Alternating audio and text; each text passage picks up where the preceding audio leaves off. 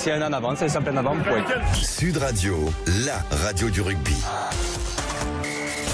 Des millions, vous êtes charmante. Vous voyez ce que ça fait déjà 1 million, Larmina? Où est l'argent? Où est l'argent? C'est mon peu de mort, c'est rien ici. En fait, j'ai retiré de l'argent. Amis, ouvrez vos cœurs, non n'ayez pas peur, l'argent ne fait pas le bonheur. Shut up and take my money. Alors oui, je dis on parle éco, mais ça va, il va y avoir un sujet économique dans cette chronique de Philippe Spanghero, mais on parle aussi de grandes décisions qui régentent le rugby français, notamment le 15 de France.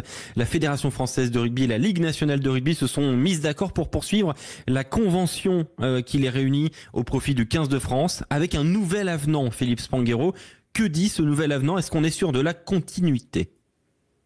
Oui, on est sur de la continuité et le top 14, en fait le rugby professionnel par la Ligue, montre qu'il continue à accompagner la performance, au mieux la performance à venir du 15 de France, puisque on est dans la continuité avec un accord sur la base d'un groupe de 42 joueurs qui sera mis à disposition de l'équipe de France en vue des échéances internationales, avec plusieurs particularités, c'est-à-dire que on reste sur 15 jours de mise à disposition des joueurs avant les échéances.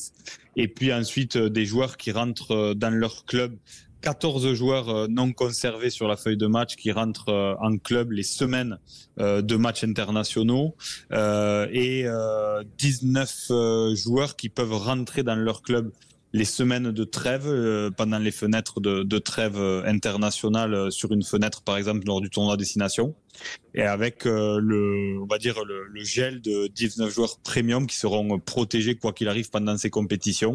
Donc voilà, ça fait beaucoup d'informations et de chiffres, mais tout ça pour dire que on reste dans la continuité et que la finalité de cet accord, c'est que le staff de l'équipe de France ait un vivier assez large pour intégrer un maximum de joueurs à s'acclimater au fonctionnement de l'équipe de France pour être opérationnel dès que la chance leur est donnée d'évoluer sous le maillot bleu. Et c'est ce qu'on a très longtemps eu du mal à réaliser, cet accord entre les clubs et la fédération. Donc il faut le saluer. C'est ce qu'avaient réussi les Anglais il y a longtemps déjà et qui avait permis à cette équipe anglaise d'être très performante jusqu'à il y a quelques années. Alors, on a titré est-ce que c'est une signature primordiale pour le rugby français? On va pas y répondre tout de suite parce qu'on va essayer un peu de vous donner des clés pour vous comprendre, auditeurs Sud Radio. Mais cette continuité est-elle une victoire pour le rugby français? Est-ce que c'est déjà une très bonne chose de pouvoir continuer sur ces bases-là? Ou est-ce qu'on aurait pu même aller un peu plus loin en faveur du 15 de France, Philippe Spanghero? Honnêtement, je trouve qu'aller plus loin n'aurait pas eu beaucoup de sens. Je pense honnêtement, et je dis pas ça parce qu'on va accueillir René Bouscatel, le président de la Ligue, dans quelques minutes, mais je trouve que globalement, tout ce que fait le rugby professionnel français est très cohérent et mis en perspective de tout ce qui se passe ailleurs dans le monde et particulièrement en Angleterre. On voit que les grandes règles qui régissent et qui structurent notre rugby professionnel ont été particulièrement cohérentes et efficaces. Et aujourd'hui, je crois qu'on est arrivé à quelque chose de cohérent où le rugby professionnel et les gros clubs pourvoyeurs de joueurs internationaux se sentent pas non plus complètement lésés. Mais tu sais, on disait qu'on allait parler d'économie et forcément, on en parle directement. Parce que qu'est-ce qui fait aussi que cet accord est viable? C'est que au fil du temps, les indemnités journalières de défraiement des clubs plus la masse salariale à laquelle ils ont le droit en complément du plafond 200 000 du salary cap par joueur. C'est à environ 200 000 euros par joueur, en effet, de droits de dépassement de salary cap. Alors là, pour faire une petite parenthèse, on a vu que le salary cap cette année est à 10,7 millions. Et donc, les clubs qui, par exemple, ont 5 internationaux, ont une enveloppe de 1 million d'euros autorisés de dépassement de salary cap dans le cadre de cette mise à disposition d'internationaux, en plus bien sûr des indemnités journalières qui leur sont accordées.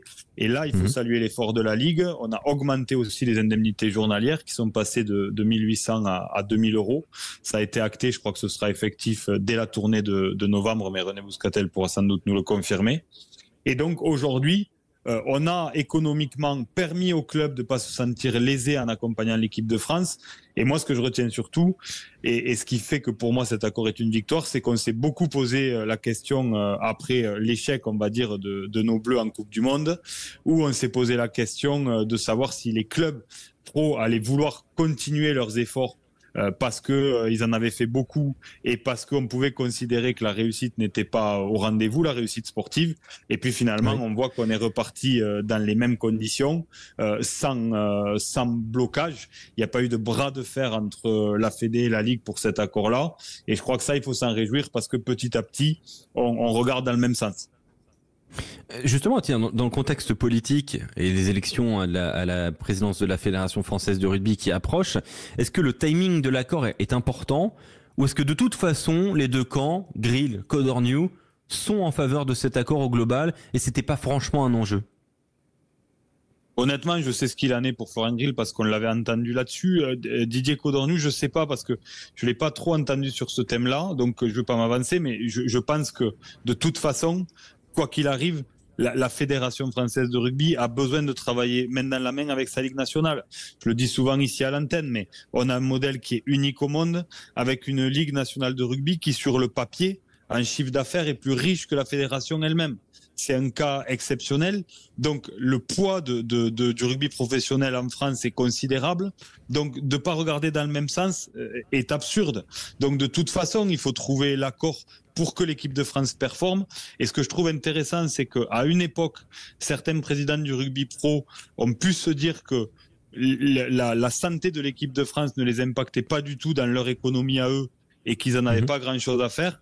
Mais je crois quand même qu'on a vu ces dernières années avec les succès répétés de l'équipe de France que la bonne santé de l'équipe de France, des joueurs qui sont des joueurs tête d'affiche et qui donnent envie à des gamins de rejoindre ce sport, ben ça par ruissellement, ça sert tout le rugby français et ça je crois qu'il faut pas en douter. Alors là maintenant j'ouvre la parole à absolument tout le monde dans le studio, à William aussi à Brive, mais je te pose d'abord la question Philippe Spanghero et on réagit ensuite. La presse en Océanie fait état d'une fédération néo-zélandaise très en colère de ne probablement pas avoir les meilleurs joueurs français lors des tournées d'été, et notamment Antoine Dupont qui devrait, selon toute vraisemblance, manquer la tournée en Nouvelle-Zélande. Est-ce que tu comprends la colère et l'agacement des futurs adversaires des équipes de France lors des prochaines tournées d'été? Alors oui, je peux comprendre. Est-ce qu'on fausse la donne là? Pour que tout le monde comprenne le système, c'est un système d'invitation réciproque. C'est-à-dire que on va dans l'hémisphère sud l'été, ils ont un modèle économique sur la réception de l'équipe de France l'été, et en contrepartie, par la réciproque, ils s'engagent à venir en automne. Et donc, nous, on a un modèle économique en recevant ces équipes en automne. Donc voilà, c'est des choses qui s'équilibrent. Et bien sûr que forcément, t'es plus attractif quand tu dis qu'il va y avoir un choc entre les Blacks et une grosse équipe de France. Après, là où je le comprends dans une moindre mesure, c'est que de toute façon, le sujet, il est insoluble. Il faut bien gérer les problèmes de calendrier. Les Néo-Zélandais savent qu'on a des problèmes de calendrier qui sont plus difficiles à gérer que toutes les autres nations au monde. D'abord parce qu'on le répète souvent, mais on est la nation qui, sur le papier, joue le plus. Donc ça, c'est le premier point. Et ensuite, objectivement, on a aujourd'hui un réservoir qui fait que de toute façon, l'équipe de France ira en Nouvelle-Zélande avec une équipe compétitive et jouera pour gagner les matchs. Mais le problème, c'est qu'on en revient encore une fois à Antoine Dupont, qui à lui tout seul cristallise des discussions et un modèle économique. C'est-à-dire que si tu enlèves Antoine Dupont de l'équation, si tu dis il y a tous les joueurs premium sauf Antoine Dupont, ben les mecs ils tiquent de la même façon. C'est Antoine Dupont qu'ils veulent. C'est terrible à dire. Mais même si tu as les joueurs premium du Stade Toulousain, par exemple, qui ont des chances de faire les phases finales et de pas y être. Parce que admettons Toulouse perd en demi-finale, les Toulousains peuvent tous être appelés. Bon, après, il y a des discussions au cas par cas, mais on rappelle que c'est les finalistes qui ne peuvent pas faire la tournée. Mais les demi-finalistes peuvent, hein. Donc, on peut comprendre, pour répondre à ta question, l'agacement des Néo-Zélandais, mais malgré tout, ils connaissent très bien les contraintes de calendrier. Il faut réussir à les arbitrer. Et je crois que ces dernières années, elles existaient déjà. L'équipe de France est allée gagner en Australie avec une équipe très, très remaniée. L'équipe de France a fait le boulot sportivement en Argentine, et l'équipe de France fera le boulot en Nouvelle-Zélande, j'en doute pas. Mais donc voilà, c'est des faux problèmes, mais il faut bien ménager les choses. Et à l'inverse, eux, ils n'ont pas le même problème de calendrier, mais s'ils l'avaient et qu'en novembre, ils venaient avec une équipe remaniée, ben, ça aurait été comme ça, et la Fédération française de rugby n'avait pas grand-chose à y redire. Il nous reste 1 minute sur ce sujet. Est-ce que vous comprenez la presse néo-zélandaise? Si demain les nations du Sud arrivent en novembre et nous disent on n'amène pas les meilleurs joueurs, est-ce que on aurait la même réaction qu'eux? William, je vais d'abord vers toi, rapidement. Oui, à partir du moment où on a le meilleur joueur du monde, ils ont envie de le voir. Maintenant, on sait qu'économiquement, ils ont besoin aussi, les Néo-Zélandais, de stades pleins. Alors qu'en France, nous, on remplit régulièrement nos stades. Donc, ils ont besoin de cette affiche. Maintenant, il n'y a plus qu'à espérer une finale USAP-Bayonne. Et puis, comme ça, les Toulousains, les Rochelais seront dispo, quoi. Toi, tu veux pas voir Tuilagi par exemple. en tournée, donc. Castres en finale, Ou Castres, par exemple, nous dit Quentin. Quentin, tu comprends non, un parce qu'il faut peu? que C'est vrai que Julien Dumorat fasse sa tournée. Ah oui, c'est vrai. Quentin Cavanis, qu'est-ce que tu penses de tout ça? Moi, je suis complètement d'accord avec les journalistes néo-zélandais. Forcément, de leur point de vue, ils ont l'impression d'être un peu escroqués. Parce que eux, ils vont nous ramener leurs meilleurs joueurs et nous, on envoie une équipe B. Allez, B' si on veut. Mais voilà, ils ont signé pour jouer l'équipe de France, pas pour jouer la réserve de l'équipe de France. Donc forcément, ils se sentent poliés et voilà. Oui, mais ils doivent aussi comprendre. Oui, ils doivent comprendre, mais eux, quand ils signent, ils sont pas là pour nous comprendre. Ils sont là pour affronter l'équipe de France, pas pour se dire ils ont trop de matchs. Non, ce que je veux dire, c'est qu'ils doivent juste comprendre une chose, et ils le savent très bien, c'est qu'aujourd'hui, eux, dans leur modèle, ils ont la main sur les franchises, ils décident tout seuls. Le rugby français a 2 instances qui doivent s'entendre au mieux. Oui, je crois que là, l'accord qui a été trouvé est quand même efficace. Mais je suis d'accord avec vous, in fine. Mais toi, ça peut pas être arbitré comme ça. Ouais, mais oui, toi, voilà. t'es client d'un endroit. Si tu commandes quelque chose et qu'on te donne pas ce que tu veux, on peut te dire faut comprendre, monsieur, on n'a pas assez de monde en cuisine. T'as l'impression de t'être fait avoir, quoi. Oui, mais si ce n'est qu'il paie rien. Oui, bien sûr. Si ce n'est qu'il ne paie rien. Il paye le fait de venir avec une vraie équipe. Ben, c'est pareil. Si personne les oblige à venir avec la meilleure équipe, exactement. C'est leur choix. Donc c'est ça qu'il faut quand même comprendre. C'est-à-dire que ils peuvent rien revendiquer, ils ne paient rien. Oui. Ils doivent juste prendre en charge les frais de l'équipe de France au moment où ils mettent le pied sur le sol néo-zélandais.